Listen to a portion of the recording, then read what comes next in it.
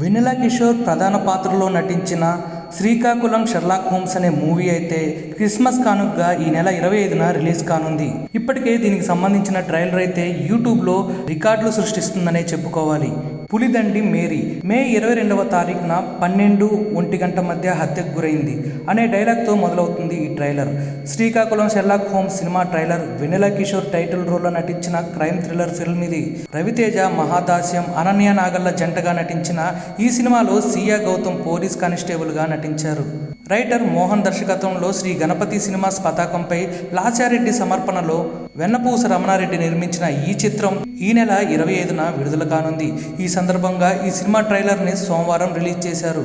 3 నెలల మధ్యలో 3 చావులు, ఇంకెన్ని చావులు చూడాలయ్యా ఈ బీచ్లో, ఇంద్రధనుసులో కలర్లు 7, ఈ క్రైమ్ సస్పెక్ట్లు కూడా 7. నా కాడ కన్ఫర్మేషన్ ఉన్నది, కన్ఫర్మేషన్ కోసం చూస్తున్నాను, ఇక తీగ లాగటమే అనే డైలాగ్తో ఈ ట్రైలర్లో ఉన్నాయి. శ్రీకాకుళం షెర్లాక్ హోమ్స్ టైటిల్కు వెన్నెల కిషోర్ జీవం పోశారు. షెర్లాక్ ప్రవర్తనలో హ్యూమర్ ఉన్నప్పటికీ కేసును పరిష్కరించడంలో అతని తెలివితేటలు ఆడియన్స్ని ఆకట్టుకునేలా ఉన్నాయి. అయితే ఇక ఈ సినిమా ఎలా ఉండబోతుంది అనేది తెలియాలంటే ఈ నెల 25వ తారీఖు వరకు వేచి చూడాల్సిందే.